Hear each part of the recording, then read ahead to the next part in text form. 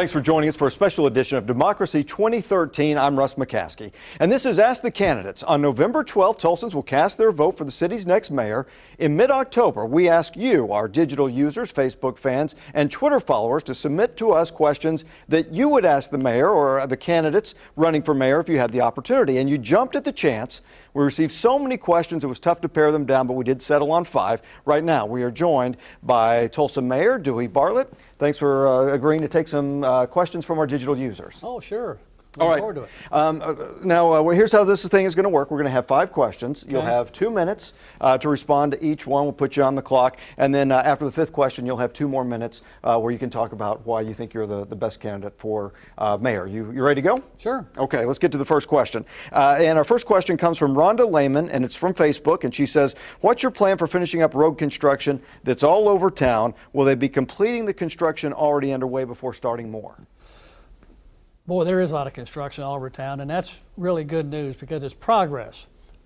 We deferred our maintenance needs for the city of Tulsa for way too long, and finally, several years ago, the voters approved a pretty extensive $450 million package to improve our streets. So what we've been doing is spending that money in a good prioritization process, and we're bringing those projects generally on time.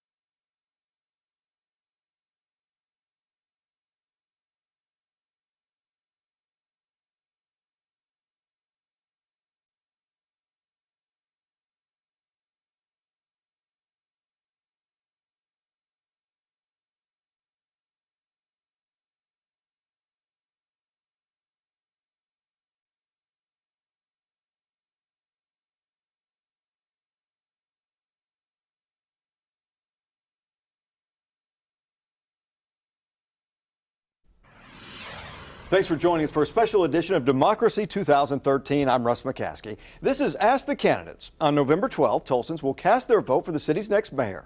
Now, in mid-October, we ask you, our digital users, Facebook fans, and Twitter followers, to submit to us questions that you would ask the mayoral candidates if you had the opportunity, and you jumped at the chance. We received so many questions, It was tough to pare them down, but we settled on 5. We're joined now by Tulsa Mayor Dewey Bartlett. First off, thanks for agreeing to take some questions from our digital viewers. Glad to do it. All right, so here's the situation. We have 5 questions that we're going to ask, and we have 2 minutes to answer each question, and then at the end you'll have 2 minutes to kind of tell us why you think you're the best candidate for mayor. So you ready to go? You bet. All right, let's start with our first question. This one comes from Rhonda Lehman, came to us through Facebook. What's your plan to finish up road construction that's all over town? Will they be completing the road construction already underway before starting more? Well, as everybody knows, there's been a tremendous amount of road construction all over town, and that's good progress. And what we've done is we, the city of Tulsa citizens, voted about 5, 6, 7 years ago to finally do something about our streets, improve them, fix them, repair them. And we voted for $450 million, a package, and we are now in the process of completing that responsibility. We have a very good set of prioritization on when things happen. We've brought them in generally on time and consistently under budget. So once the decisions are made on which roads are going to be repaired, we had new policy changes that on the major arterials, when we resurface them, we not only resurface the streets, but we go in and replace and repair everything beneath it, from curb to curb. We make certain that there's at least one sidewalk that is there on a street if there's not one there presently. We replace the water lines, the sewer lines. We improve the sanitary sewer, the storm sewer lines, the catch basins, you know, those things. Sure. Okay, fix all that sort of thing. So hopefully it'll be a one-time deal where we don't go back later on and have to dig the road up again time and time again to fix water lines because we didn't fix them when we had the chance. So that process is ongoing, but we're looking forward now to the capital improvements project, which will be voting in November as well, November 12th. And I believe that the citizens are going to support that because they have seen that we've done a very good job of spending their money well and wisely and in good prioritization to where the worst roads are fixed first. Okay, our next question also comes from Facebook, this one from James McPartland, and he says, do you have any plans to keep businesses here or to attract white-collar jobs? Well, absolutely, in a variety of ways. As example, I'm in the oil and gas business, and if there's one part of our economy that's doing very well, it's the energy industry. Our government, up until recently, withheld our country's ability to sell energy overseas to our friends, neighbors, whoever wants to buy it, whether it's natural gas or crude oil or any refined products, etc. There's a tremendous demand for liquefied natural gas throughout the world because many countries like Japan, for example, or South Korea, they don't have natural gas reserves in the ground that they can have access to, so they import liquefied natural gas that's then changed over to natural gas. United States, Oklahoma in particular, we're third in the nation in producing natural gas and all the different aspects of it, but we were not allowed to export it. So I was able to organize a group of 20 mayors and two governors. Sent a letter to the Secretary of Energy and told him the significance that our cities have with energy development. And we asked them to please sign the permits that were pending to allow for that exportation of compressed natural gas, and it worked. But we focus a lot on the relationships that we have with other cities and the businesses in those particular cities. We're aggressively recruiting them, especially in Dallas and Houston in the energy arena. We also have what's called the Mayor's Retention Breakfast, where we get 20 small businesses normally a month, get them together and say, what can we do to make your business better? What can we provide as a city? Are we standing in the way? How can we get out of your way? What can we do to help promote your business, promote the marketability of whatever product you're wanting to sell or promote, that sort of thing. So local business is the backbone of the economy, and we focus on that very aggressively. Okay, our third question comes, it's rather lengthy, comes from a guy with the moniker Nuke Lelouch, and he says, our country has been overrun with people who are voted into office, then they use that position for personal gain rather than truly help the people that put them there. Are you willing to take an oath of transparency and accountability to your citizens, and how would you do that? Well, absolutely, yes, and I already have, really. When I took the oath of office, when I was sworn in as a mayor of this great city, I've been born and raised. I was born and raised in Tulsa. I've been here all my life and plan to be here the rest of my life. And being mayor has been a real ambition of mine. And so This is not a stepping stone for me to higher office or whatever else might materialize. Our transparency is very well known and very well documented. There's an organization called the Sunset Review Committee, and they analyze municipalities throughout the country on an annual basis, about 200 from what I understand.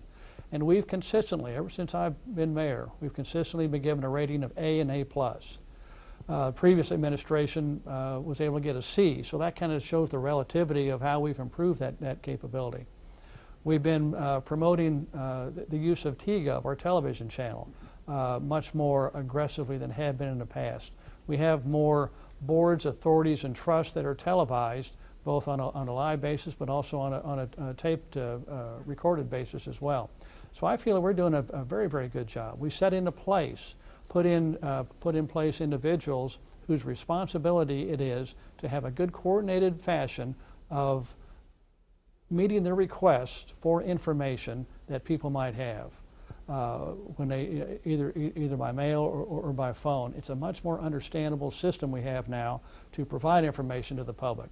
So we're doing a great job. Okay. All right. Our next question is from a Twitter follower, Jason Rowland, and he writes, he wants to know, where is the train between Oklahoma City and Tulsa? Boy, that's a good question. Right now, the Oklahoma Department of Transportation owns the track between Oklahoma City and Tulsa, most of it. And the reality is that it's going to take a lot of things to occur, in my view, before passenger rail service really is supported in a meaningful way to where it would be productive. Right now, there's a train, of course, that goes between Oklahoma City and Fort Worth, but it's heavily subsidized by the federal government. The ticket prices, if they were to go away, would double, be way over $100 just to go down to Fort Worth. So in order for passenger rail traffic to really occur in a meaningful way, one thing that will have to happen is that wherever the train ride goes to, say Oklahoma City, for example, they're going to have a very good transit system in order to take people around once they get there. Mm-hmm. I mean, we can't expect people to take cabs, they're too expensive. Can't expect people to walk if they want to go to Norman, for example, or go 5 or 10 miles away. Conversely, the same thing.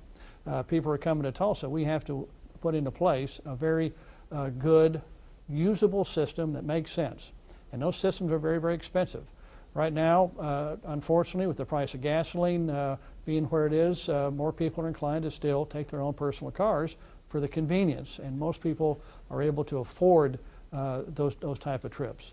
At different points in time, we've seen in the past when the price of gasoline got up or goes up, then people are much more interested in alternative transportation, especially motorbikes and bicycles, things like that. So a lot of it is cost driven. So we'll get there eventually. What we have to do is plan for it, and we are doing that. Okay. All right, our final question tonight from Carrie Clawwitter, and Carrie writes, in detail, can you describe your plan to attract more businesses, decrease crime, and improve our infrastructure? Now, we've already talked about infrastructure some and business some, so let's focus on the crime part of that. What's your plan to decrease crime, and what have you been doing for the last 4 years? What would you do for the next 4 years? Well, what we have done, I was fortunate to be able to hire Police Chief Chuck Jordan. Terrific man. And he understands how these systems work. Soon after he became our police chief, he instituted what's called the beat system that made police officers focus on a particular area of Tulsa, and they're held accountable for what happens inside that particular area. He or she, because of their continual involvement in patrolling those areas, they understand and see things, and they understand like the back of their hand, and so they know when something's out of place. They call on the businesses. Hey, what can I do to help? Everything okay? You see anything funny? Here's my card. Here's my cell phone. Give me a call if you need something. So that type of outreach is very, very important. But at the end of the day, the biggest crime-fighting tool, in my view, is economic development. When we see people that are out of jobs and they get desperate, and so that leads to possibly a life of crime, or at least getting involved with it. But when we are able to provide individuals economic development opportunities that create jobs, real jobs, and provide the benefits of that so they can provide for themselves and their family, That economic development activity is a cornerstone of our administration, has been ever since I became mayor, and will continue that way after the election's over with and I continue as mayor. That job provides more hope and more reality of staying in Tulsa, of becoming a productive citizen, but also providing for one's family, the children. And when those children see that hope, and they experience that hope themselves, of going through high school and learning a variety of educational opportunities, specifically learning trades. We've been asking the school system to get more involved with the VOTEC system to provide that opportunity. If they're not going to college, at least they'll have some more options. So it's a very, very key component to crime prevention, economic development. All right, now in just a second, we're going to ask you to give us a couple of minutes about why you think you're the best candidate. But first off, we'd like to thank Rhonda, James, Nuke, Jason, and Carrie for their questions that came to us on Facebook and Twitter. All right, final portion of our discussion today, 2 minutes. Tell us about why you think you're the best candidate to be mayor. Well, what's interesting about this whole race, Russ, is that we have a sitting mayor and we have a former mayor. And each of us has a verifiable track record. Everybody knows what we've been doing. It's pretty easy to figure that out. I'm very proud of the record we've had. Whenever we look at other cities in this country that have been productive, that have had good results, Oklahoma City is a perfect example.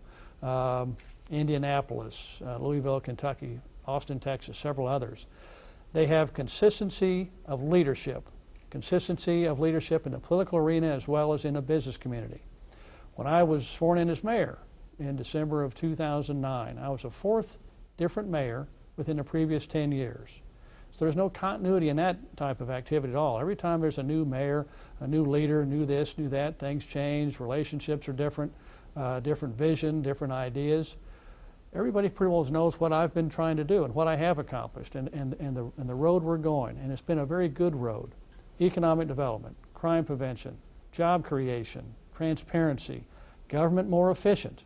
We had an opportunity right after I became mayor where I really had to, by trial by fire, had to make this city much more efficient and much more solvent from an economic development standpoint, and it worked.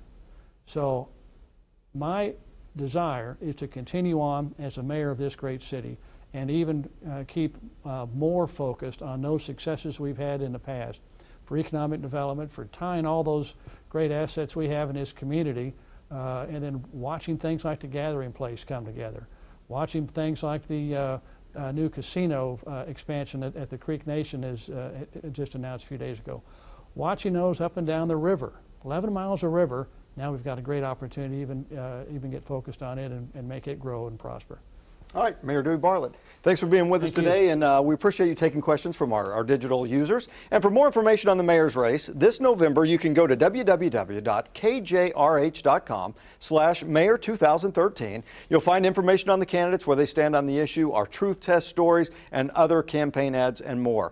Plus, you'll see these Ask a Candidate interviews with both Dewey Bartlett and Kathy Taylor. Again, Mayor Bartlett, thanks for being here with us today, and we thank you for your questions. They're the ones that matter to you, and we thank you for watching as well. Remember, vote on November 12th.